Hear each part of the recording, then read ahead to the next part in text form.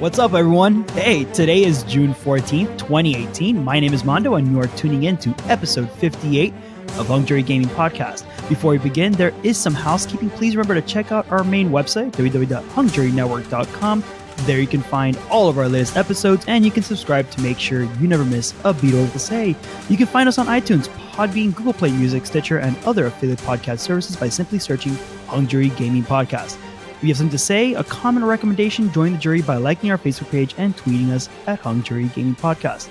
So today's conversation is going to be probably extensively long. I don't think that there's enough time in the world to talk about every single game, but we are going to discuss E3. So Justin, you're joining us as always. What's up? Are you ready for this? Are you ready? You ready? I am super pumped. Yeah, we actually spent half a day with each other watching some of the conferences. That was a lot of fun. E3 is a beautiful time of the year. I mean, at least right now it is. Over the next couple of weeks, we'll be pretty drained when it comes to the gaming news. But there's just so much to talk about, so much to look forward to. It's the point of the year where I usually get a little too carried away, pre-order a few games that I'm probably not going to be able to really spend time on. But hey, it's good to project into the future and hope that things will work out for the best. Isn't that the gamer's life, though? It's spending money on games you wish you could play and then finding out you don't have enough money to play them or time. To play them. At least when you get older, yeah. Oh, yeah. I mean, I remember those times when, like during Christmas, my entire Christmas list was like video games, and I played every single one of them. And I look back at that now, and I'm like, man, the times were good. Yep.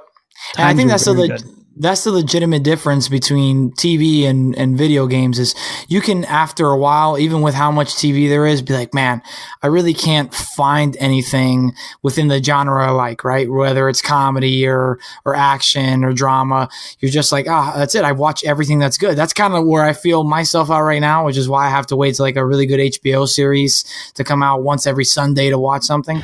But you just can't feel that way with video games. No. If you're an RPG player, it's gotten to the point now where, yeah, you'll waste, 200 or 300 hours into a Fallout or a Witcher or something more recent like Persona. And then, oh, look, guess what? We have another 300-hour game coming out just around the corner and then another one after that. And now when you have games like Assassin's Creed rebranding themselves as RPGs, it only makes it more complicated and you have to deal with even more games out there. I think it's become a fight of the developers just trying to get everyone's attention, Yes. So like before it used to be, let's make a good game. So that way we have people who play the game and enjoy it. But now I think there's just the market is so saturated with titles that it's become how developers are going to steal people's time or other developers' time, because if you realize how many times, and I think we kind of like segue into EA, which is the first conference. It was on Sunday. I think it was like 4 Eastern time. I think it was probably like 1 Pacific time. And if you realize Anthem, which is probably the largest title that EA had to like kind of bring up, that's kind of like where it's going for. It's going for, look, players, you can spend your time doing this. You can spend your time doing this. You don't spend time doing other things in other games because you're going to be spending time doing this in our game. And I think that's kind of scary a little. It is. And they also want you to view it as a long-term investment, right? Because games like Fortnite and Destiny preceding it Fortnite especially because it's free, but Destiny, it's the idea that you're going to spend $60 and this game's going to evolve with you and the rest of the players, and that this is something you're going to be able to hold on to and play for a while. Yeah. I think what developers don't realize, though, is that while sometimes that does make sense and that does work, at the same time, there are a lot of gamers that are willing to dish out a full $60 at launch for a game that's going to be extremely streamlined, extremely refined, and take you on a 20-hour adventure. Like, let's say the perfect example recently is God of War and The Last of Us. Games like that, where, it's going to be more linear, right? Open world is the trend now. It's every game is open world, but it's fine that it's not. Take me on something that's more linear. Yeah, give me some areas that are a little bit more open for me to explore and do side quests, stuff like that. That's cool as well. But it's a loss for the narrative and for a really strong setting and strong characters that was concerning me before. But after this E3, I've got to say, well, yes, you're right. There are a lot of developers that are still doing that. It seems like we have a lot of developers that realize that, hey, we don't have to necessarily fall into this trend to make money. And, when October rolls around and Red Dead sells a bajillion copies, I think there'll be evidence that you don't have to do that. Yeah, I completely agree. And I think that for the most part, what we're getting right now is a mix of developers that, and this is just my own perspective, the developers have, quite frankly, no clue where to go. At least some of them are trying to kind of like figure out where their niche is. And it's funny because this E3 was particularly that. You've got these developers kind of like saying, we're trying something new this time. We're doing this time. And you're just like, wow, they have no clue where to go. And I'm not saying that in a bad way. I'm saying that in the sense that that's how changing and evolving this industry has become, and I think a lot of that has to do, and you mentioned Fortnite really set things off, nobody thought, at least, I remember when the whole Battle Royale thing started, nobody thought that, Fortnite was going to be a thing. And it's a thing. And I think developers are kind of reacting to that, even Bethesda's online, introduction to Fallout 76, we know that they had thoughts about that from before, but it's just interesting how developers are kind of like shifting their focus a little. And I'm glad that there are some titles that are remaining, that are kind of avoiding the industry shift.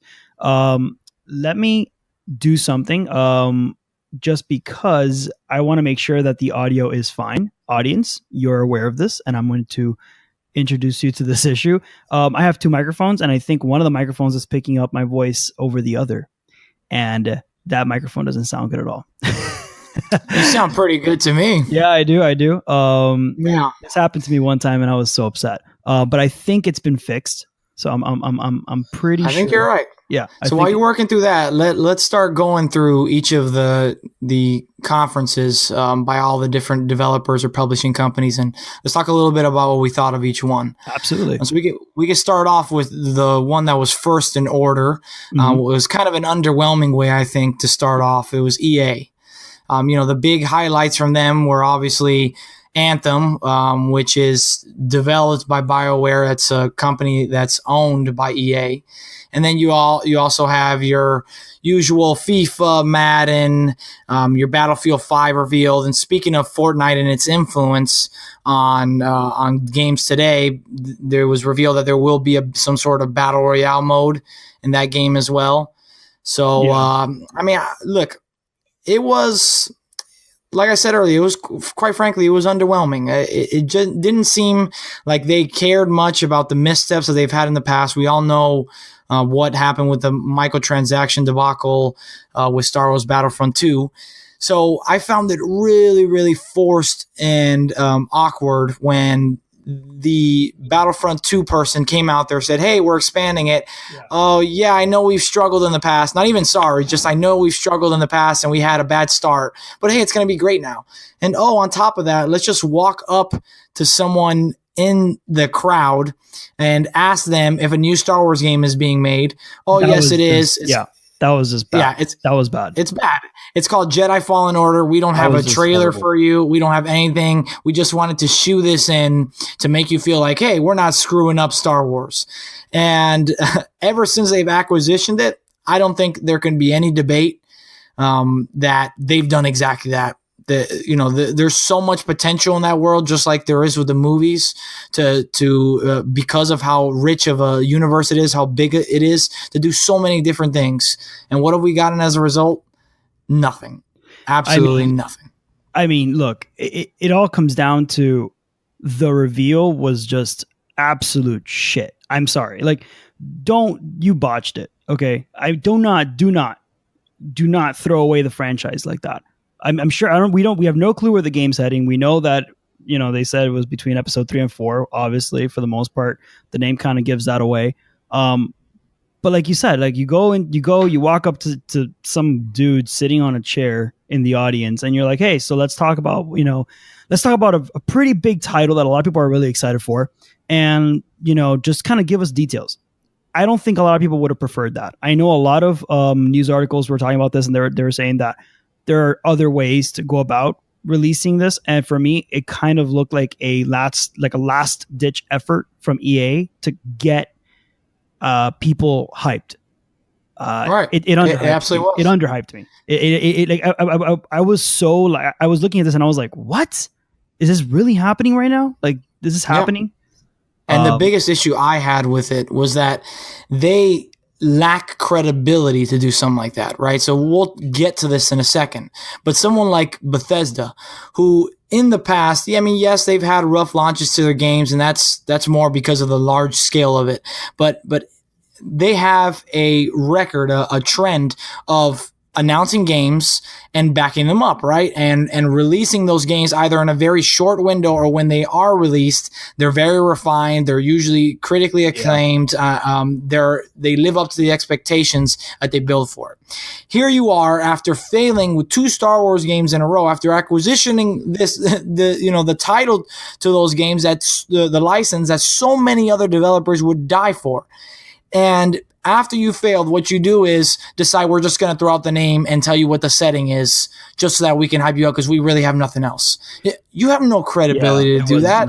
No, absolutely not. It wasn't fair for the fan base. It wasn't fair for people who were legitimately excited for the title. And I know there's always going to be those people who are like, we'd rather get the information no matter what. Like, we don't care if the guy was like burping it out at us. And I think no.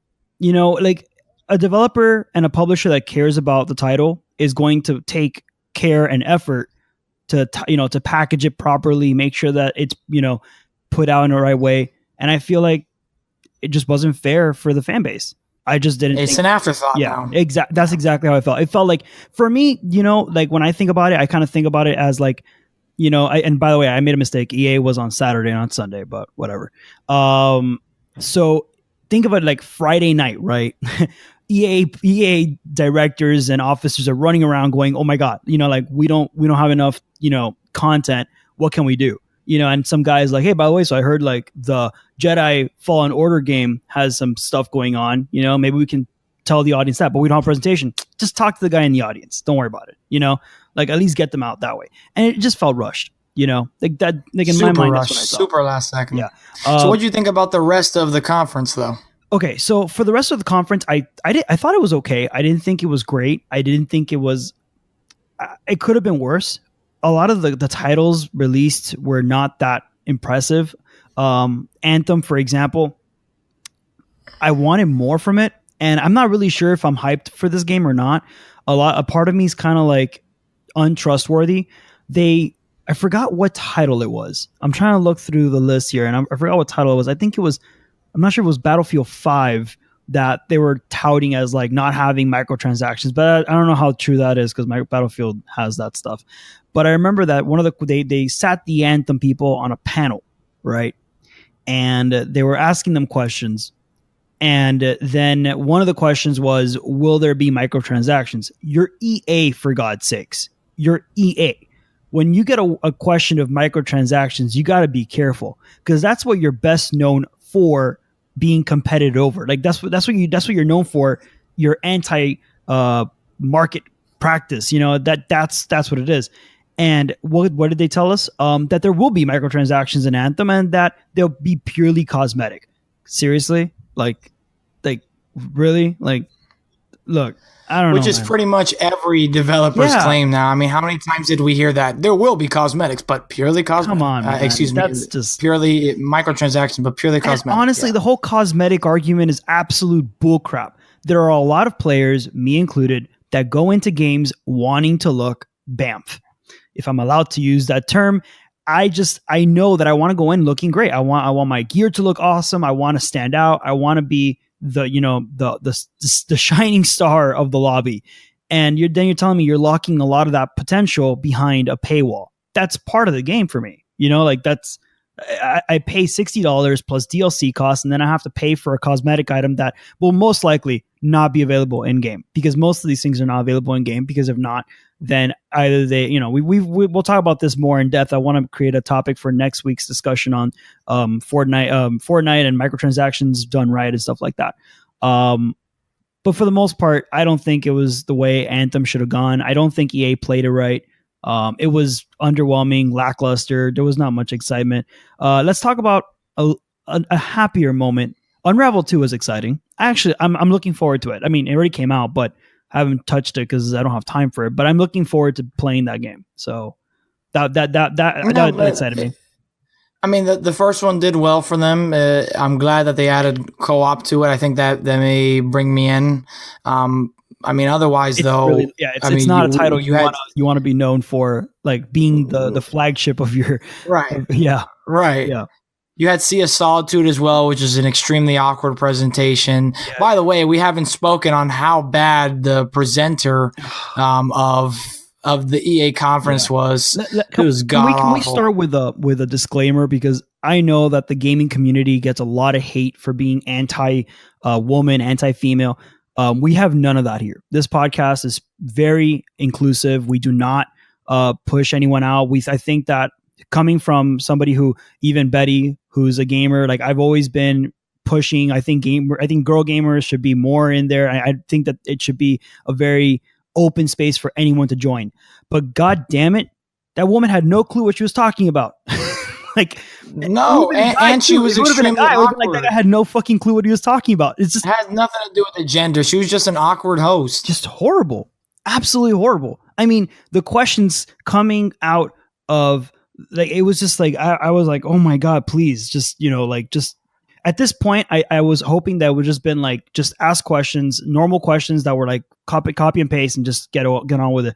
But some of the awkward moments, like the pauses, and it seems to be a plague. It's a gamer plague, though, right? I mean, it's something that it is. Gamers can be extremely awkward for whatever reason, and you could tell that the audience was having none of it, because, admittedly, they were extremely tough. When the Pittsburgh Steelers wide receiver came out for Madden, Juju Smith-Schuster. I mean, look, I get it. He was wearing some really weird yellow pants with some weird design on it. He was being a little extra. But, the guy's going up there with energy. He's there to have fun. Yeah, but you could have given him a little bit. The crowd was not having it, dude. Honestly, all. I mean, I don't want to look like, I'm not going to choose sides. I've obviously, I'm not defending PlayStation fanboys or PC fanboys or Xbox fanboys, but that's something that I saw very, very much in the EA, and I saw slightly like a tough crowd in the Microsoft one. For some reason, it's just those crowds were really tough to please, man. Very tough. And we're talking. Well, I think when gamers good reveals too, at least Microsoft had very good reveals. And it wasn't until like the end of it that I really started seeing feeling the crowd getting up, but tough crowd. I think when gamers feel slighted, it's very hard to gain them back. And unless you have one of those, drop your jaw to the ground moments, it's very difficult to appease them. I mean, it may also help that Sony and the other conferences were able to go after everyone was warmed up for a little bit. So, I mean, I'm not sure why. See, that's the thing. If I went to the first conference, I think I'd be more excited than the sixth conference I went to, because it's the first day. Yeah, exactly. Yeah. But apparently it works the opposite way over there. Either that or Microsoft is doing something wrong. I don't. Look, I think that, and we'll talk about Sony later, because Sony did do some fuck-ups throughout the E3 conference that I think really actually took away from Sony's victory, because I thought the Sony conference was a victory for them, and they did some mistakes after, but I think EA just deserves it at this point. Like, I think EA should have without a doubt. Conference. I think people should just avoid going to it, only because just the practice is very, very aggressive. It's anti-consumer. When you buy a game and you've got like a severe amount. I mean, Battlefront 2, come on. Like, it was just horrible. And then the guy comes out. We fixed the issues. No, you never fixed anything. The game still has issues. Like, it upsets me when people are like, I mean, if it wasn't for the microtransactions, the game would have been good. Not really. Like, let me tell you, I had my own reservations besides the microtransactions. The game itself, it's beautiful. If the game was good enough, it would have made up for those deficiencies. Yeah, I think so. I think that, I mean, personally, maybe I think that Battlefront has kind of like gone away from its original, core. The whole idea. I mean, I remember playing Battlefront 2, the original one, the good one, and being able, like, we've spoken about this in other settings, and it's just jumping into a tank, being able to go in with your friends, squad play, almost like a Battlefield style game. And they've just kind of gone away with all of that, and it feels like a lonely world playing. You're solo. You can play with maybe another person, but there's really no squad support. Like you get into a ship, you're by yourself. Which they're finally adding like, that. That's what they feel like said. No. No. It doesn't feel like a game that is it's completely online. It doesn't feel like a game that you're playing with people. It just feels like a game that you jump in by yourself and hope to God that you get something good. But you know what? We digress. If not, we're gonna be here for like 3 hours.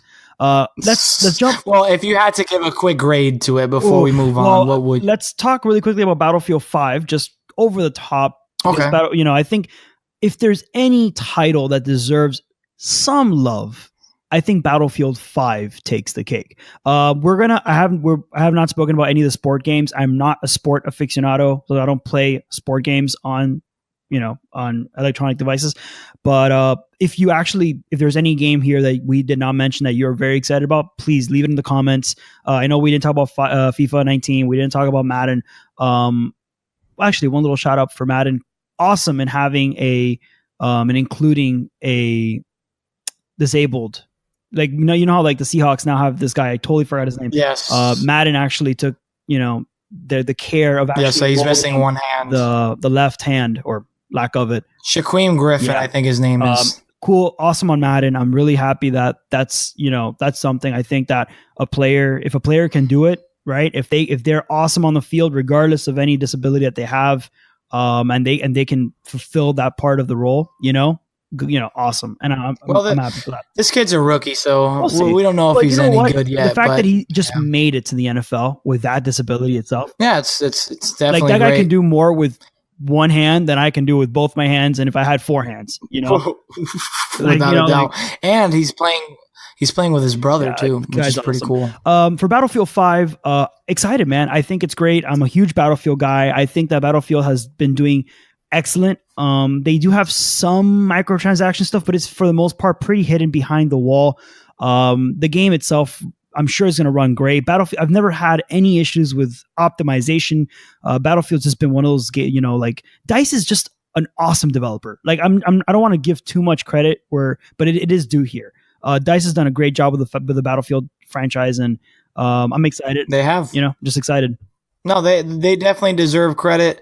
I think at this point the World War II setting's a little overplayed, but so I'm more excited for the multiplayer, especially with the way that they brought back the physics from the Bad Company games, which I used to love. Just the ability to run over buildings with tanks and really change the battlefield through the use of explosives and firearms, I think is cool. Even if sometimes a little over the top, it makes it more fun that way to know that you can't absolutely more fun. Yeah, you can't get behind a building and be safe. You're just not safe. I'm with you that the World War II era is saturated in or has been saturated, because it's a little, there are some games out there for World War II, especially with Call of Duty WW2. But I'm very excited to see Battlefield 5's take on it, because Battlefield 1 was remarkable. I mean, there are very few games that I give praise to when it comes to just getting down and dirty. And holy hell, man. Have you played Battlefield 1? It's like just jumping onto the dirt, seeing the dirt get onto your gun. The gun's just spewing out like lead, and it's like, just smoke everywhere. It feels like a game where people are not comfortable. It doesn't. Yeah, it's very visceral. Very, very involved. You feel like you're in the war. And I think that where I forgot, it was like Treyarch. I forgot who developed the COD game. I think it was Treyarch or Sledgehammer. I forget. Where WW2 failed, I think Battlefield 5 can make up. So we'll see. We'll see how that goes. All right. Okay, so C plus, I think, for me. I'm gonna give it a C minus actually. Wow. I felt, not that I was expecting better than that, but I just felt like for the most part, EA just doesn't give a shit. Like that was my take on it. You said it yourself. I think we were talking about that before. There was no real apology to the gamers. There was no real, we know we fucked up. Here's a free game, which we've seen from every developer out there. I think like this E3 was just like people, like developers throwing candy at us. I don't know how many times I sat through a conference and I was like, what game is coming out today? I'm going to download, and I think E3 just failed there. They were just like, look, we got these titles, enjoy it. Oh, by the way, there's this one game that's not coming out till your grandchildren. But we're just going to tell you it's the name. And we're so freaking arrogant about it that you're going to like it because we're telling you you're going to like it. And it's like, no, man, you don't have that right. Not now. You don't have that privilege at this point. So yeah, that. But on a positive note, I thought Microsoft's conference right after was surprisingly refreshing. Solid. Actually, I was expecting worse, and I thought it was good. You don't take the crowd was tough statement as it was a bad conference. Absolutely not. Yeah. The crowd was just tough. the crowd was really tough. Like they were saying stuff, and I was like, "Oh, this is really cool," and the crowd was like, and I'm like, "Dude, come on, man! Like you got to get up for this. This is good stuff." You want to. Yeah, and I think I do want to talk about it a little bit because I think there's a very interesting contrast between Microsoft and Sony's conferences that is a little bit different than it was in years past, right? So in years past, especially after PlayStation sort of fell back in the console war race, after Xbox 360 took the lead for that one generation, it was always Sony focusing on the games, on the first-party exclusives, on the or just the exclusive content they're going to have for certain games, on the games lineup that was going to be released. And Microsoft was criticized a lot for focusing on a handful of games while emphasizing more hardware or other projects that they'd be looking into. And I was completely behind that criticism because at the end of the day, while it's nice that the Xbox and the PS4 can do other things, the primary reason why so many of us purchase it is the games, right? So I love that their focus, as opposed to Sony's, which is very demo and trailer heavy, that, really going in depth of those games and giving us a look at the gameplay. I'm glad that they took this approach and said, hey, look, we got a lot of games coming out. We got exclusives coming out. It's going to, if you own an Xbox over the next year, 2 years, it's going to be worth it. And here's the reasons why. Now, with that being said, the downside of doing something like that, of showing 50 games, that's what they showed, 50 games, I think 18 of them, I may be a little off on the number there, but I believe it was 50 games shown, about 18 of them were exclusives to the Xbox. The issue with that is you're literally showing 10-second, 15-second highlights. Montages. For a lot of montages. Yeah, games. Just montages of these games. So, I was a little disappointed that I didn't get to see more for a lot of those games. For example, Dying Light 2 was one of the biggest surprises for me. I thought that was absolutely awesome. I wanted to see more after hearing so much over so many years about Crackdown 3. And yes, it's finally being released in February. But again, it was just another quick look. So if I had to grade it, I would give it a B plus, because there wasn't really any jaw-dropping moments the way that I think Sony and Bethesda delivered. But it also gave me the security to say, and it's funny actually because the listeners don't know this, but just a few days ago, after getting hyped up for the E3 and recognizing that they were dropping all the prices down $50 for the PS4 Pros, I finally said, you know what? That's it. I'm getting myself a PlayStation. No longer need to be on the bandwagon of one. I want to have access to all these games.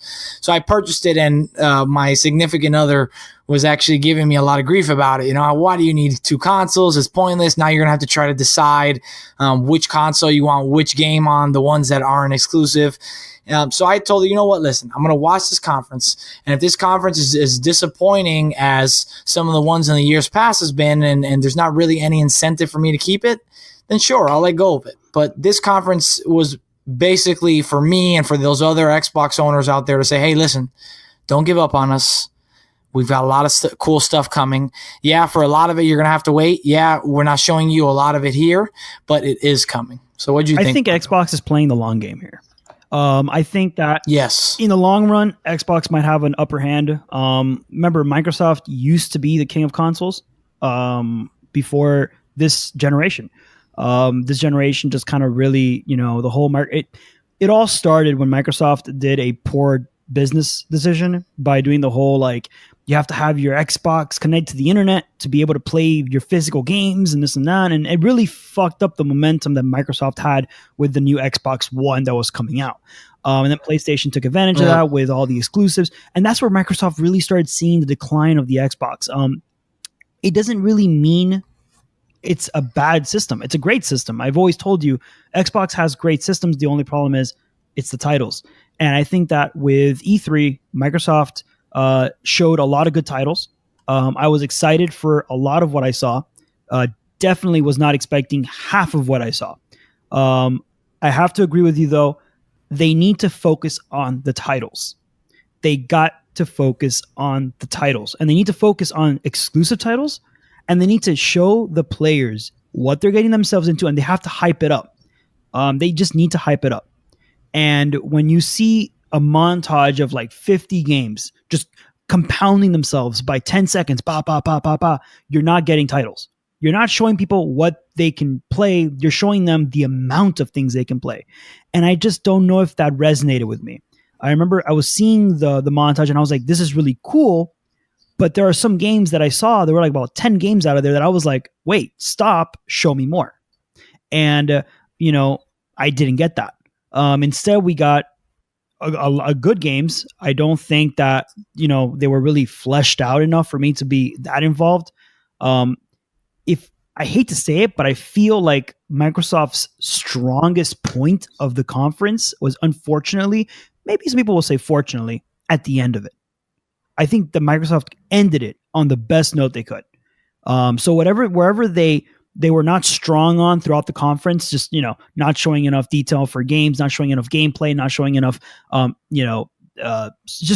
superficial trailers. The last trailer, Cyberpunk 2077, and the way they introduced it, they seem like they're closing the conference. It's over, guys. We're done. Thank you for joining us. And then suddenly out of nowhere, there's just, a security glitch and that somebody's typing in a DOS menu, CD. And then you're like, oh, I see this. I see where they're going. And Cyberpunk 2077. The only way it could have been better. No, I think that was excellent. No, the only way it could have been better if they actually showed gameplay from Cyberpunk. And they have gameplay. Unfortunately, I have to say it. They have gameplay. After the conference, people did go behind closed doors and played what they consider a small demo. The little we know of the game, besides what we saw in the trailer, it's going to be first person, so it's not going to be third person like The Witcher. There is vehicles. There is customization, which I think it's more like preliminary customization. So how in The Witcher, you can obviously customize. Was it Gerald? I always get his name wrong. Geralt. I always pronounce it. I always butcher it. I don't know why. Don't ask me why. Just always. Yeah, you have to do Geralt. Gerald does not sound nearly as intimidating. It's just one of those like office guys who walks in. Hey, did you get the memo?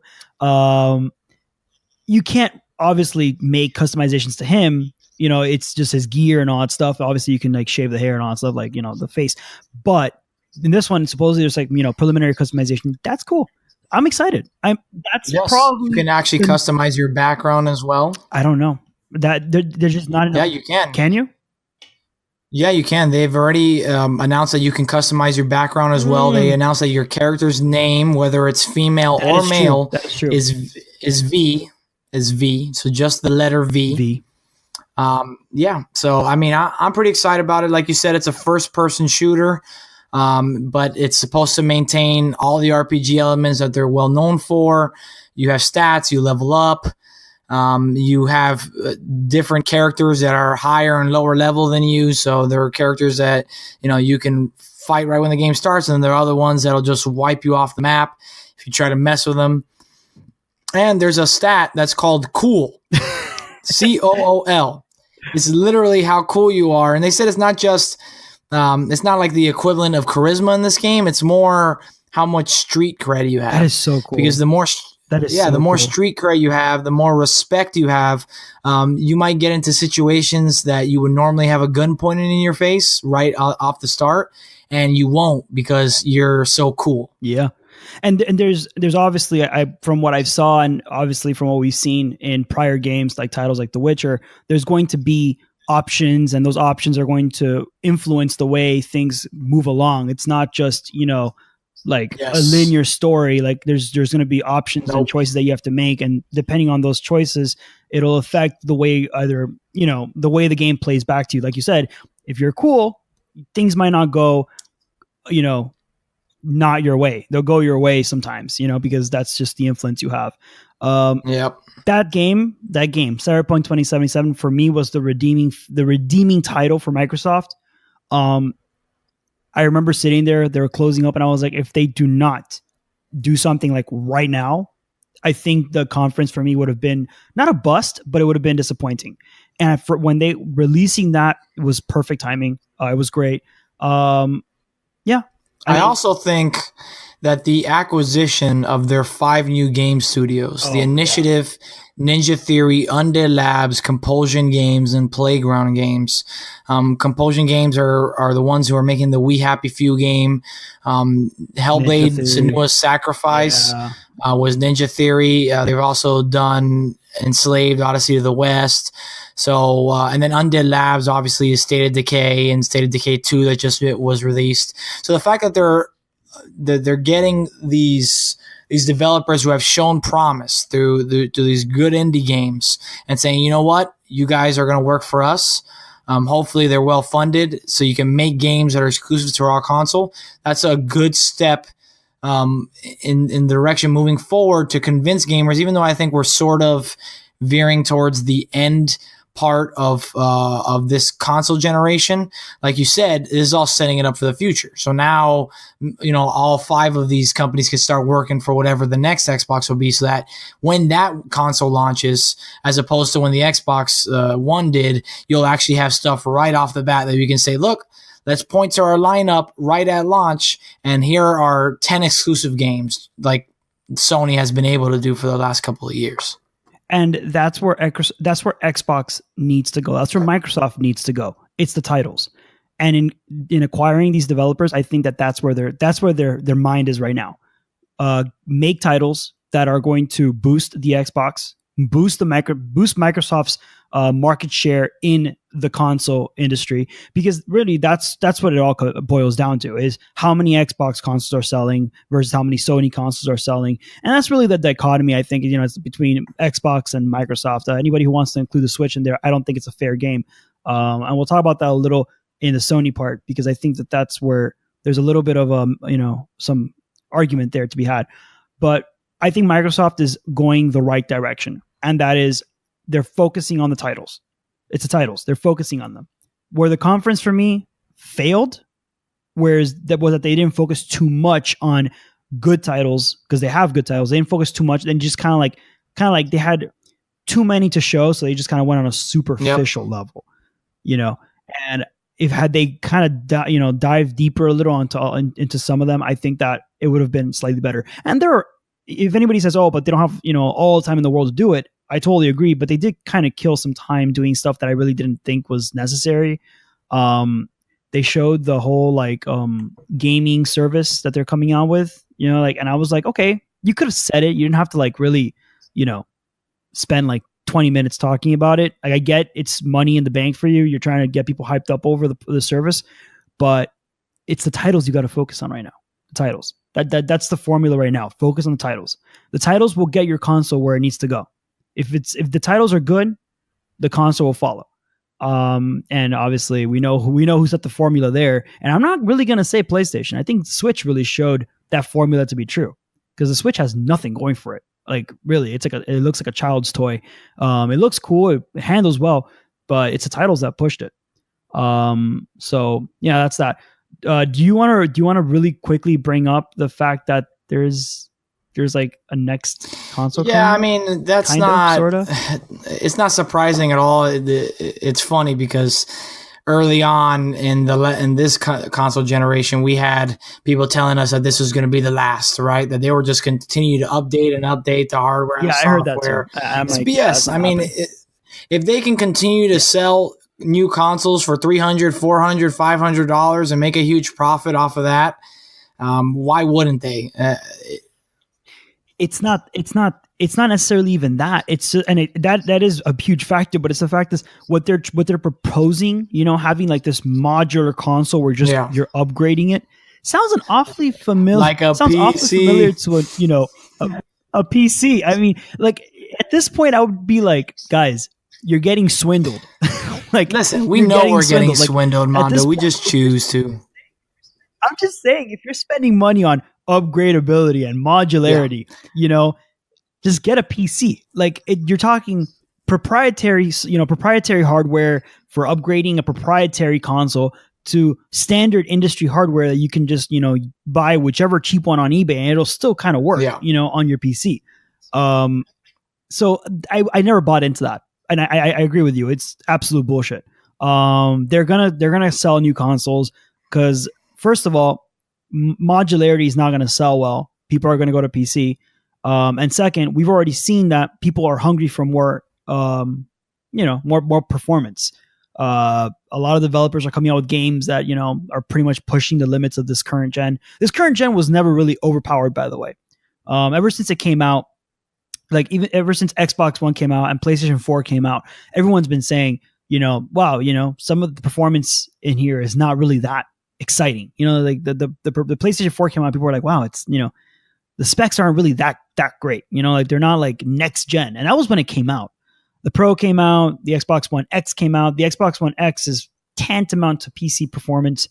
Suddenly, we lose our entire PC audience. Like, how dare you compare the X with the PC?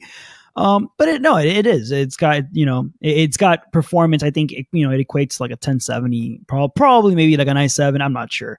I don't go into that. But what I am saying is there needs to be a next console. You cannot proceed to the next generation with the current consoles that we have right now. It just, it's not the hardware. Is not You're there, right. It would be unrealistic to expect it, but I think it's not really a cause of concern for those who are too cheap, like me. Just on a fundamental level who have just bought something recently. Because the truth is, just like the previous generation, even if they were to switch next year or the year after, it's going to be a transitionary period of 1 to 2 years where developers will continue to release games on both consoles. So it shouldn't be a big issue. And we're really not sure. This is Xbox side. We're really not sure where Sony's heading. We would assume that Sony is going to focus on also releasing a next gen console sometime. We've been hearing these rumors for about a few months now. Sony's president came out saying, we're working on a new console. We don't expect these consoles to last more than like 6-7 years. Blah blah. It's not. So yeah, we're looking at about 2019, 2020, maybe. They should skip PS5 release. By the way. They should just go to PS6. Just like PS6. Do what Apple did. They're like, iPhone 9. Nah, we're gonna do iPhone 8 and iPhone 10 at the same time. That's how you roll. PS6. Yeah. So what we're gonna do is we're gonna see a PlayStation 6 and a PlayStation 10. And to troll Xbox, don't call it a PlayStation 10. Call it a PSX. PSX. Oh my god, that would have been really. All right. Funny. So if you had to grade Microsoft, what would you grade it? You know what? If I had to grade, I would definitely give it a B, solid B, just right down the middle. I think that I would have given it a B plus had it focused a little more on the titles. I'm not giving it an A minus because I think that they need to really hound the titles more. It felt a little developy. a little, selling services, stuff like that. But you know what? Definitely a B, and I was ready to give it a C. So I think well, that let's was a talk pretty about good performance on their my part. favorite conference of the entire E3, and that's. These are the reason why I couldn't give Microsoft better grades, because then I wouldn't be able to give Bethesda a higher grade. Like Bethesda gets an A for me. That's the highest grade I have for any of the conferences. It was just you can't give it an A plus plus. You can't. I didn't give anyone an A plus plus because there was really no one that had this was the closest. A plus plus would be A plus plus would be like Bethesda coming out and saying we have Skyrim. We have Elder Scrolls 6 out right now. We have Fallout 76 out right now. We've got this new Starfield shit that we don't even know what it's about out. Guess what? Right now. It actually came out yesterday, but here's the thing. If any of that happened, I wouldn't be talking to you here right now. So. Oh, no. Podcast. We have no time for a podcast. We have to finish about 2,000 hours worth of gaming. Bar prep. Don't about bar prep. You know what? The bar can wait. We'll take the bar We'll take the bar in 2020. I'll just live at home for another year. My parents certainly won't care. Yeah, why not? No, but Bethesda. Yes, Bethesda, in all due seriousness, though, they were. I mean, you cannot ask a game developer to care for the gamers as much as they do, while also providing so much variety and substance with all their different franchises, titles, and the different genres that they touch in, right? So we have Rage 2. Did anyone really ask for that? No, not really, but hey, cool. Nope. It's a more photorealistic Borderlands. I'm cool with that. It looks fun. Elder Scrolls Legends. I don't think we asked for half. We didn't, conference. But I love it. Like half of that conference was just them being like, by the way, we've outdone ourselves. It was beautiful. Here's a little bit more. We candy don't for you. deserve them. It's the truth. Crazy. But we don't. In fact, if you realize, because the audience here, we have a list of all the games. Now we've kind of made mentions of which are the ones that we want to talk about. Bethesda's just all highlighted. Like it's just all of it highlighted because there's so much good stuff that came out of the Bethesda conference. It's just they literally on their own. If you're a Bethesda fan like I am, which I'm a huge one, I even have a bunch of Bethesda collectibles in my room. You really don't even have to venture off into anything else, and you'd be occupied all year. I mean, look at this. You have Rage 2. You got Fallout 76 coming out this year. You have Skyrim Very Special Edition that you can play right now, and we'll get to that in a second. It's so which, you know what? We might as well talk about it, Will. By the way, I think that their sense of humor is exactly what is more the perfect example of what was needed from EA, right? EA should have been a straight up apology, and after you give us that apology, make fun of yourself. Make fun of yourself. Give us free games and fun stuff. Free games, fun stuff. Make fun of yourself. The fact that Todd Howard not only had the idea because it was his idea, he said this in an interview, to create this very special edition of Skyrim, but then to also make it actually legit so you could go home and actually. Yes. And by the way, for the listeners who have no idea what this means, just ask Alexa to play Skyrim with you. You would be shocked. And the fact that I just said her name right now and she didn't go off in my own room is shocking in and of itself. So that's good news. It was a combination of all that, some DLC for Prey. Again, like you said, available right now as soon as they said it, and for completely free. A Wolfenstein 2 expansion. I'm loving it. But then, to go anti-Bethesda, what they've done the last couple of years, and say, you know what? We love you guys so much that despite not really being able to show you anything, we're just going to leave out of here by throwing at you Starfield and Elder Scrolls 6. There's not a bigger drop the mic moment than that it was, other than you saying, and then to have the almighty God, Todd Howard, because I don't know if you follow with the memes now. Todd Howard has become like the internet god for like the week. They always switch it up. To have him come out and just like give us like this like monumental presentation, because that guy can present. That guy is like the epitome of like video game presenters, and he just goes out there and he's like, all right guys, by the way, the leather jacket is actually for sale. Like the leather jacket that he wore, people are looking it up online to find out where they can find it. I'm not even kidding. True story. he just went out there, and it's funny because, like, you know how like people learn by being conditioned. I think people love him because every time he comes out, he's always going to do something incredible. You know, he's going to say something incredible. He's going to say something like, you know, like, hey guys, you know, everyone here gets a freaking airplane for free. You know, like, so when he comes out, everyone's like waiting, you know, like a hungry dog that heard the bell. He actually did not come out last year like, for that exact reason, because he knew exactly, because there's just, he only comes out when there's, I mean, so that it's strategic. So when it's you smart, see him up there, for sure. Yeah. But so what did you think? Let's talk specifically about Fallout 76. Yeah, we can take some items off here because there's we can talk about. So let's talk about Fallout 76 because that's the game that's that's going to be most recent. It comes out on November 14th of this year. So what did you think about? Let's stop right there. Let's just talk about that one point. For now, it comes out November 14th, 2018, and they announced it. What, June 13, June 12, I think? June 11th, I'm sorry. So basically right 5 months. June 11th. 5 months. They did this with Fallout 4. And I am so grateful for them doing this. Is anti-consumer torture. Yes. You know, having these trailers come out years in advance and you're just sitting there waiting and you're looking at things and they're making changes. That's not good. You're creating an overhype. You're creating a group of individuals who are going to expect the next big thing when it may not be the next big thing. And then here you have, and then here you have Bethesda. Remember that when we talk about Sony in a few minutes, because I have one game to talk to you about that I think is the classic example of that. But continue. Well, I know exactly what you're going to talk about. I'm excited for that conversation.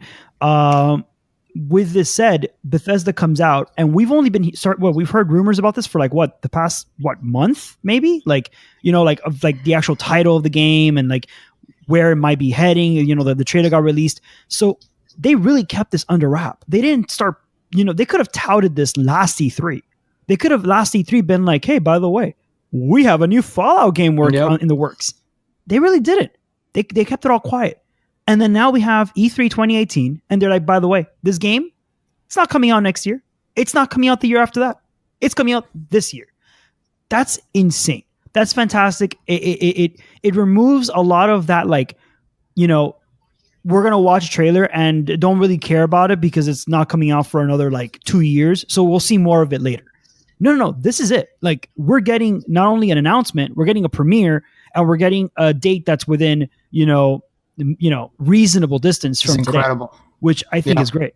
It's great. And would you want to talk about more about the actual game? Because I know you are a full Fallout fan. So we talked 2 weeks ago about this, and I was telling you about how concerned I was that they were just trying to cram multiplayer into a Fallout game. And it seems to be the complete opposite. And I am so happy. And honestly, I don't know why I doubted that Bethesda would do this the right way. So they knew that they were not proficient in anything multiplayer related because they literally, as a development team, had never done anything before. So they got the people who worked on Elder Scrolls Online, ZeniMax, to come over and to help them. And they reconfigured their entire Fallout 4 engine to make it so that, I mean, first off, it's able to show what was it he said? I think he said 16 times the amount of detail that Fallout 4 was, which is incredible in and of itself. But also, they made it so that you can have a server with dozens of other players on it. And mind you, when those dozens of people are the only people on the map, the only humans on the map, at least, because you're being released at the exact time when all the vaults are opening. So there are no other humans. You are literally the only other kind of like pseudo fake quasi humans are Scorched. I think they're referred to which are really ghouls, just like advanced ghouls. Exactly. Zombies, really. So so I love the idea of it just makes sense too in the setting, because at first a lot of us were very curious as to why you would do it so far before when so much has happened, and why set it in West Virginia. But this is great because you really get to become either the first settlers or the first raiders or the first merchants. And I love the flexibility that allows, and it gives you the opportunity to create monsters that are even more radiated and more screwed up and bigger than the ones that we've seen hundreds of years later when the radiation is dying down.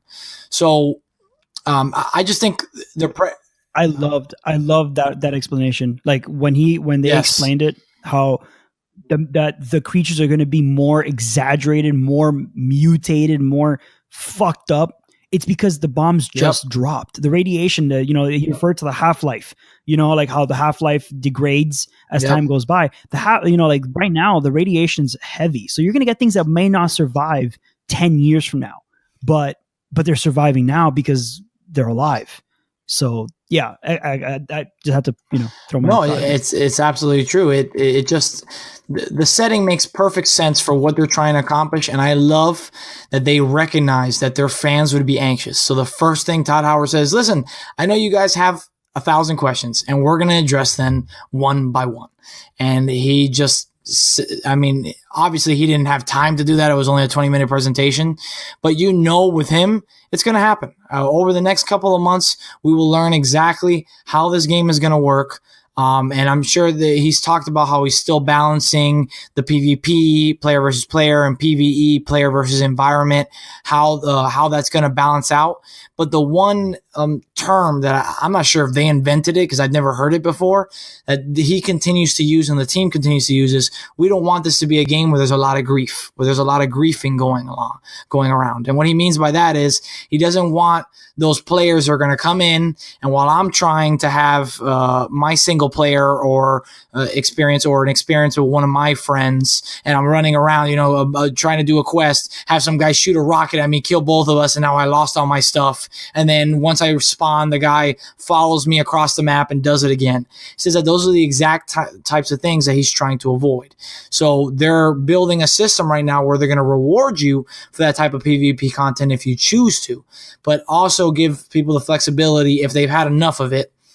Because I'll be honest with you, I suck at multiplayer games, and Fallout certainly isn't a very sharp shooter. So it's a very, at least Fallout 4 was. And the other Fallout games, I think this one looks a little bit more refined, but it's not as smooth as other first-person shooters are. It's a little clunky. So I know I'm probably going to suck at it, at least playing against other players. Yeah, I'm being honest. So no, I'm with you though. It is a little clunky, but I think that's a charm of the game. It is. It's all the weapons you can use and the violence and dismembering people. That's what's fun about it. So the fact that they're giving you the freedom to say, you know what, fine, you beat me. You can't do any more of that. That's pretty awesome. So I'm pretty excited about that. Yeah, I'm 100% with you. I think that in a lore setting. In a lore setting, I think that the fact that you are going to be the first humans going out there and getting out of the vault, which by the way is cool because this is actually one of the few vaults that's actually a true vault. I think they made reference to that, where this is actually an actual generational vault, because like if you really think about it, in the other games, the vaults have always had like some sort of side experiment going on with them, like they were never really like a true, generational vault. They had something behind them, something lurking, something dark or mysterious behind them. This is actually a true vault. This is like, they literally did it on purpose to keep people safe and to then have them restore humanity after the bombs dropped. And I think that that's so fascinating because for me, this is probably where Fallout's going to hit me the hardest. Fallout 4 was a little too, not lonely. I mean, it was lonely, but I understood that was part of the game. But for some reason, I don't know, it just felt like very like I had jumped into a world that already existed, like people had already known what was going on. And I was kind of like trying to learn the ropes. Here, I feel like you're almost making the ropes, like you are the first to go out there, anything that you experience, you're the first, non-scorched human to experience it. And I think that's really cool.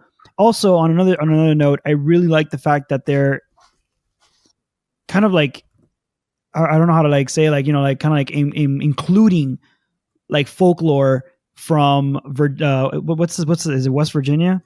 Yeah, West Virginia. Yeah, right. Yeah, they're including the folklore from the area. I think one of them was like the Mothman. I was like, oh my god, holy shit, bro! If they find a way of putting the Mothman in there, but like a mutated, they are. Mothman, They've already confirmed really it. cool. They just don't want to release too many details on it.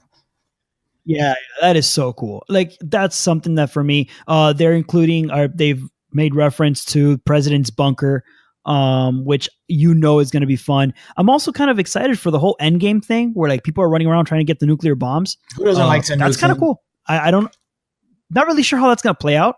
Like, I'm not really sure how like that's really going to play out, because it's one thing of what Bethesda wants us to do, right?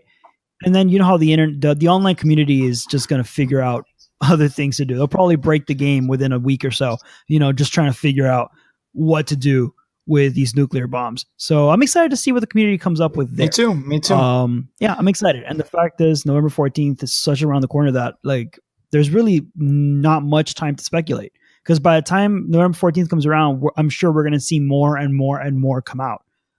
So I'm excited. And to top it all off, the icing on the cake, we know we will be getting a science fiction RPG from the greatest or one of the greatest RPG developers of all time within the next couple of years. And that in and of itself is just wow. I know.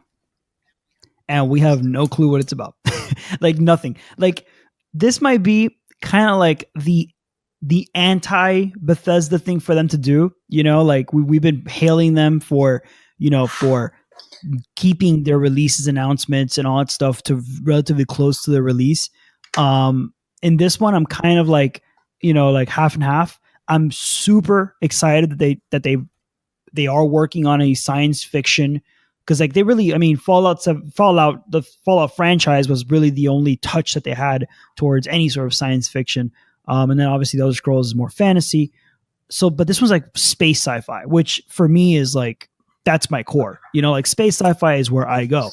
So this is very, very exciting. This is very, very exciting. And I think there's like rumors that Starfield might not be the current gen, and we're probably looking at next gen availability. So where are you in terms of the grade with Bethesda before we move on?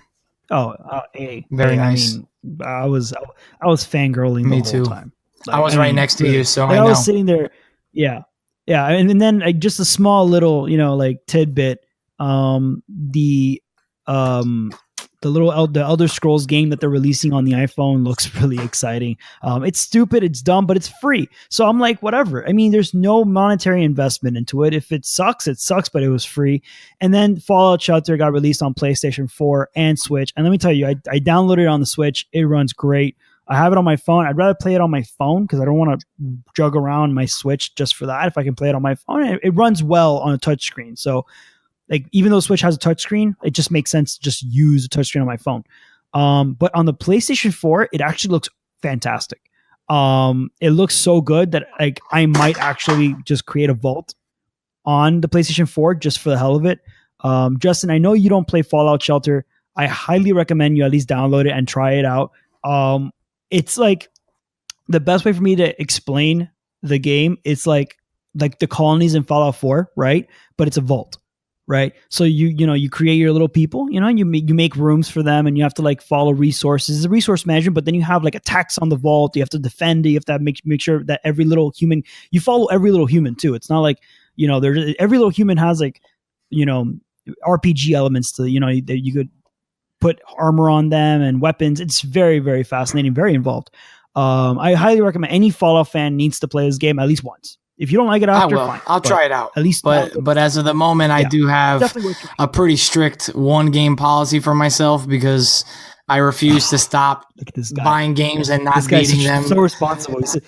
He's so responsible. And here I am, like trying to figure out what 10 games I can play at the same time. But I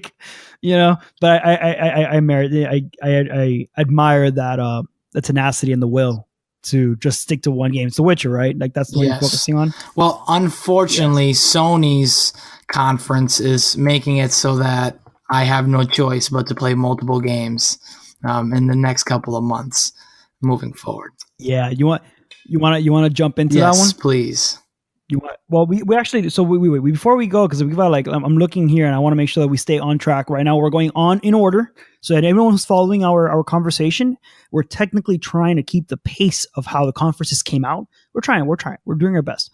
Really quickly, Square Enix, just, the Kingdom Hearts 3, that was really cool. Any fan of Kingdom Hearts, definitely touch that. This is a personal thing. I don't think you're really involved in this one, because this one's more of like a Switch game. I know it's available on other platforms, but I played it on the Switch and it was really cool. Octopath Traveler is so good. If you have a Switch, definitely recommend at least trying it out. Hopefully the demo gets released for free. That would be really cool. I played the alpha model back like in November, and I was distraught when I finished it and it was like not releasing for like to be announced. I was like, what? Are you serious? So Octopath Traveler is definitely one to keep. I think they're going to have a playable demo like in June, like late June, so it's coming up. Just Cause 4, super awesome. Anybody who's played Just Cause 3, it's pretty much Just Cause 4, but probably I'm assuming there's more testosterone in this one because there's a tornado now. They added the tornado just for good measure, and then obviously Shadow of the Tomb Raider. There's no missing that. No, that looks to be the end of the Tomb Raider trilogy, at least the one that they have going on right now. And although you do some pretty crazy stuff in the last two games, Square Enix is claiming that this is the definitive moment where she becomes the Tomb Raider. So looking forward to it. Yeah, it was super. I'm excited. Hopefully the dual wielding pistols come. For Ubisoft, really quickly, just 2 seconds. Beyond Good and Evil looks amazing. I'm super excited. That'll be released 2019, hopefully. Then we have The Division 2. What can we say? The Division 1 was okay, but we're looking at Division 2. I'm hopefully going to have a standalone episode on that because I really liked Division 1, but I didn't play too much of it. It was kind of broken eventually. They did fix this, so I want to create an episode on that. March 15th, 2019. And then Assassin's Creed Odyssey, pretty much Spartan Assassin. Exciting. October 5th, 2018. So that was Ubisoft's. Star Citizen. Anybody who's following Star Citizen in the PC gaming show, they refer to it as 2. It's not 2. It's 3.2. It's right now. It's in PTU. Anybody who's a subscriber can get access to it eventually. And then Sony. So really quickly, I know that we're running a little bit low on time, and I want to just kind of just nail it right now. Sony, my God, Justin, this conference was excellent. Yes, A- for me. Not because I'm a Sony fanboy, because I definitely think A- is the appropriate grade. Oh, look at that! Exactly we almost agree on everything except for you giving me. Yeah, I think no. I was going to give it an A- because if I gave Microsoft a B, this because I gave Sony an A- and Bethesda an A. I would have given Sony a B plus, but they showed me Ghost of Tsushima, and that's what I wanted. It was that when they showed me Ghost of Tsushima, I was like, all right, fine. Yeah, I think that was the most impressive IP that we saw the entire E3. Very, very impressive. Yeah. Now, we were talking a little bit before about the difference between Microsoft and Sony's conference, and how this one was showing a lot more gameplay. So here was my only concern with it, and the reason why I have an A-. Ghost of Tsushima. I don't even know if I'm pronouncing that right. I'm sorry. Tsushima. Okay. I ignore the T. Did you? Okay, perfect. Ghost of Tsushima. I ignore the T completely. Sushi. Perfect. Ghost of Sushi. Looks absolutely incredible. So does Spider-Man. So does Last of Us. My only issue was how much of what we're watching is set up for the demos, right? Because some of it was so incredibly cinematic that I had no idea what part you were playing and what part you weren't, right? So let me give you an example. For Spider-Man, we basically encountered the Sinister Six, which was cool when they were all breaking out of the raft. But how much of that, because a lot of it was running around and Spider-Man interacting with other people. How much of that is quick time events? How much of that is just you having the control removed from you? it wasn't very clear. I mean, obviously the parts where you're fighting, you're in control there, but the other parts when you're chasing things around or dodging things, how much control do you have over that? Same thing with The Last of Us.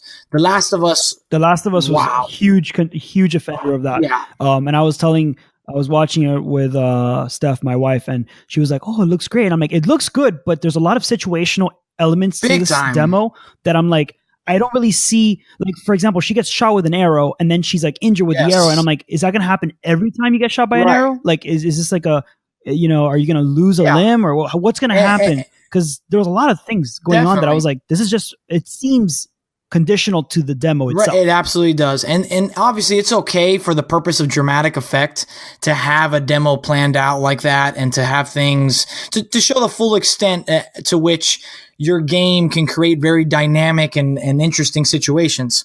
So I have no problem with, the very dramatic, like, oh, I just ran out of bullets. And then she's got to go run and hide under the car. And it's showing us a little bit of everything of just how cool of a survival game it is. But at the same time, like you said, things like when she gets pulled out of the car and she has one bullet left and she uses the bullet to shoot the person, or when she's fighting inside the store and then one of the enemies throws her through I don't know if it was a lamp or something that was on the side. How much of that is really going to be incorporated? It definitely seems like QuickTime events. It seems like events that the only saving grace here that I see from that is whether maybe there are certain objects in the environment that are predetermined to be areas that if an enemy got close to you, they would throw you towards it. That would be cool. And then maybe if you're hiding under a vehicle or hiding under a shelf or something like that, the enemies can then create like this event where they drag you out. That would be the only saving grace. And then obviously the same thing with like being wounded, with an arrow, stuff like that. With that said though, I don't know if I expect that. Like that would be a surprise. It wouldn't be the presumption. My presumption is that all that was very tailored to the presentation. That's what my guess is. I feel like Ghost of Tsushima had a little bit less of that. I could see the gameplay elements in it, a little bit more, but The Last of Us was a huge offender. I mean, The Last of Us, I'm watching it, I'm like, the game looks awesome. I'm very hyped, but how much am I swallowing as Kool-Aid based on this like pre-built demo? And how much of it is actual gameplay. So I'm totally with you on that. And that definitely merits a grade down, because of the fact that we don't know what we're getting. With that said, though, it was nice that at least we did get to see what the gameplay would look like in some way. Like at least we get some idea. Now, really quickly, before we kind of close up here, I know you're not happy with Death Stranding. Yeah. At least you're not like that excited. Yeah, it's not that and it seems like everyone else. Exactly. It's not necessarily that I'm not excited. I think the premise is great. I think the talent associated with the game is great. I love Guillermo del Toro. I know he's not the one he's just acting in it, right? He's not personally developing I forgot how it is. I don't know if it's like I don't know if it's like more of like a I don't know. I maybe since he's acting in it, they can use him as more of like a like a counselor for like the story. I don't know. I'm not really sure what his involvement is beyond him just being a character in the game. So despite all that, though, this is just like Crackdown for Xbox. One of those games now for 3 years in a row has some sort of vague very extended trailer that doesn't give us much information. And I mean, it's world building, and I get that. And sometimes that's good. But when you do all that, and make this out to be some sort of monumental, just genre shifting game that's going to blow everyone's minds away.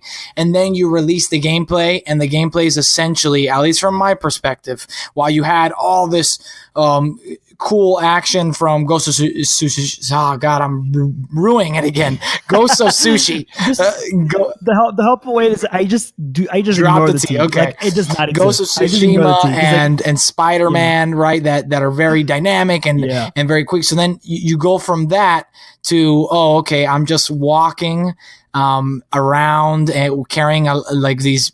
I don't know, I guess these crates with me or whatever it was on his back, and then putting ladders. So I'm just traversing an environment, going around. Yes, the game looked pretty. The game looked very atmospheric. And then I run into some weird ghost, creepy creatures that if I'm not stealthy enough, drag me down into the mud and kill me. Well, I mean, I think I think, and here's where we're going to. This is the conversation. I think this is definitely worth an episode alone, because obviously I don't want to drag this one too long. But I've read up on the game. I've read up on the lore behind the game, and if you read more up on it, it actually starts making a lot more sense. And then that's where like all of these questions that like, like you're like, what are these things that are just hanging there? There's actually lore behind it. And I'm like, wow, like there's more to the game. And I think that the game itself is going to be, I think this is going to be a very linear game. Like it's going to be one of those games where like, you're playing the game and you're playing the story, and you're kind of like letting the story run, like you just enjoy that. With that said, I'm fascinated by the world that it creates. And I totally get you. This game has been, this game is Sony's Crackdown. It's been done, it's just been pounded to the ground for like years, like, oh, Death Stranding. And we didn't even know the name for like a good like year or so. So that's this game is definitely one that I think that could have been done with like none of that and then just released, like what Fallout 76 right. did. But with that said, I'm still, unfortunately, I've drank the Kool-Aid. I'm very hyped over it. It's not my anticipated game, but it's there. It's something that I'm excited for. It probably will not reach the hype though. I'm worried about that, and I don't, and I accept that. So Mondo, like, what is your most anticipated game then? Okay, so if we're gonna, for the sake of it, we're gonna skip Nintendo. I don't want to. Nintendo has a lot of good. We can come points. Back to it next week. So, yeah, for Nintendo, just know Super Mario, not Super Mario. Oh my god, I'm like Super Smash Bros. I was thinking about Mario Party. Super Smash Bros. Ultimate has like every freaking character, so excited for that. And then Pokemon Let's Go, excited for that, and Mario Party, excited for that. We'll talk more about that in the next episode. I'll give a little intro to that, and then we'll talk about the next topic. Now, to close up, the game of the show. Let's just start from the list down because I want to really mesh this out really quickly. Justin, what do you think? Which game do you think was the game of the conference, like the entire E3? Like what really stood out to you? I really tried to justify a few games after the conversation we just had about The Last of Us and how unclear it was what we were getting, but I couldn't. I mean, it was so visceral, it was so brutal, it was so seamless, and we've played the first one, right? And we've played all the Uncharted games. We know how Naughty Dog is. Even if some of that during the demo was just scripted and set up beforehand, you know that game is going to be extremely dynamic and is going to run like that. So how could you? I mean, how could you pick anything else but that? So, I mean, it's Last of Us 2 for me. It was close between that and maybe Ghost of Tsushima, maybe Spider-Man, but this is the one that was just really had me thinking about it after I watched it, and I actually watched it a second time too. Yeah, for me, it's definitely Last of Us 2. Not necessarily. I know the game was going to be a thrill, a hit. Everyone's expecting it. Everyone was excited for it. We wanted more. I really actually what defined the game of the show for me was how much preparation went into it and how much Sony, wanted to prepare the audience for it to the degree that they made an entire stage. Because in the trailer, Ellie and her friend are in like some sort of barn warehouse. I'm not really sure, but it's something like that. They actually recreated that. They built an entire barn-looking, church-looking thing so that the audience could sit in it, watch trailer, and then they moved them to the actual stage where the PlayStation 4 conference was. That type of, that type of commitment to the game, to the presentation of the game and the trailer and all that stuff, added to the fact that it is The Last of Us 2. It's one of the most hyped games of the year and of the past 2 years, probably since Last of Us 2 was announced. Yes. Yeah, definitely game of the show for me. You asked me earlier, most anticipated game. This is not necessarily the game of the show for us. It's more of like a personal subjective. What game are we most excited for? For me, it's Ghost of Tsushima. For me, it made the Sony conference. I was very hopeful. I'd seen, I think it was like last E3 where they showed, just a small glimpse of it, and I was blown away. I was so excited for it. I've really wanted something like this. And I think that this one takes the cake. I'm just super excited for it. It's a great choice, and it's definitely going to be a purchase for me as well. But mine is Cyberpunk 2077. Like you said, I'm actually playing through The Witcher right now. No, listeners, not for the first time. I just never got to beat it, and I'm running at 4K now. It's pretty amazing. So to think that this developer is going to use next gen hardware, well, not next gen, but I guess it would be the same. It would be current gen hardware, but is going to use the hardware to its to its limits, right? And create a sci-fi game that's different in setting than your usual dystopian or very grim post-apocalyptic worlds that have been very popular recently. So to do something different that has a little bit more style, a little bit more flavor, but still retain all those RPG elements, that's extremely exciting. So I'm looking forward to it. I know we have no idea when it's supposed to come out, but I guarantee you that's going to be one of those games that just sign me out. As a matter of fact, boss, do you mind if I take a 6-month hiatus from the podcast?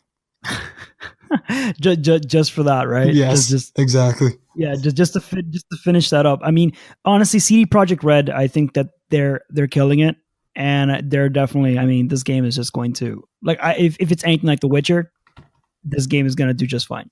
I have no worries, absolutely no worries.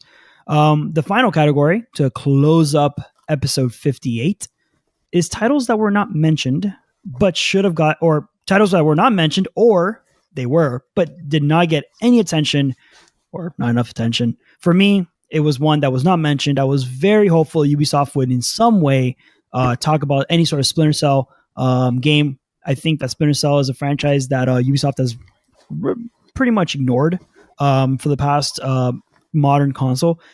And I think that now they teased us with a Ghost Recon, like DLC or, mission with Sam Fisher. And that was just not fair. Don't do that to the fan base of Splinter Cell. I got really excited and ended up just being like you playing as a ghost, a ghost soldier alongside Sam Fisher. You're not playing Sam Fisher. Don't do that. That's not fair. We did not deserve this. That was not cool at all. Yeah, we deserve our own Splinter Cell standalone game. I don't care if it's an origin story. I don't care if it's just give me Splinter Cell, give me what the fan base wants. And I think that I was hopeful. I mean, a lot of people were hopeful that we were going to get a Splinter Cell this E3, and unfortunately we got none of that. So I'm pretty disappointed, but yeah, that was my title that was not mentioned. Agreed. Although that would have just made it one more game for us to have to deal with over the course of the next year. I know. It would have been different. So maybe it's not a terrible thing. But yeah, for me, it's Halo Infinite. It really felt just to a smaller extent than Star Wars Jedi: The Fallen Order, that this was something that they created a trailer for and just dumped in the beginning of the conference to sort of appease fans who were expecting it.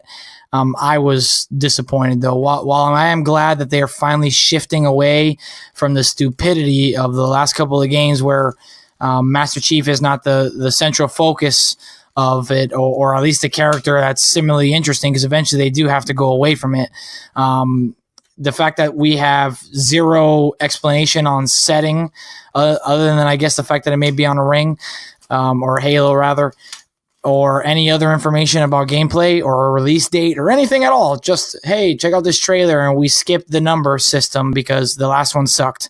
Yeah. Okay, a little disappointing. Hopefully next year they come out full force with that and pull the gears like they did this year. This is going to be Microsoft's strongest hitter. This is this is the Maguire of Microsoft. They need to come in. They need to have a home run with Halo. Halo is, if I'm not, hopefully I'm not wrong about this, but I think Halo would maybe the saving grace of Xbox when it comes to having that original title. You know how God of War came back from Sony and it just knocked everyone down. It was such a good game. This Halo could be that for Microsoft. So I'm hopeful. That doesn't mean I'm right though. Probably not, but I'm hopeful too. Yeah. All right, guys. Thank you so much for joining us. This is episode 58. Again, please remember to check out our website. It's www.hungjurynetwork.com. You can find us on iTunes, Google Play Music, Podbean, Stitcher. Also, please make sure to leave comments. I really appreciate the feedback. The feedback is incredibly important. I know I was going to announce a free giveaway today. I'm still deciding on what game. It's probably going to be Destiny, only because I'm getting back onto it, and I think that if anybody who's not played Destiny yet should play it, talking to you, Justin. I know it's gotten a lot of dirt lately. It's one of those games that if you can pick up for the cheap, I think on Humble Bundle you can get the expansion pack, which is like the entire past expansions, the DLCs for like $17, and the game is roughly between 10 and $20 often. So that might be the game that I'm going to give away. Let me know whether this is a good choice in the comments. You can leave a comment on YouTube. You can leave a comment on Podbean. You can leave a comment on. You can tweet me at Twitter, or you can just leave me an email if you don't want to use any of the public forums at Hungjury. It's hungjurynetwork@gmail.com. That's hungjurynetwork@gmail.com. Thank you so much, guys, for listening. Hopefully next episode we'll be talking more about the Fortnite fiasco with Sony. I know that's a big thing, and it's definitely something that's hot for me. So I will definitely be focusing on that next week. So, guys, thank you so much for listening, and I'll catch you guys next week. Peace. Bye.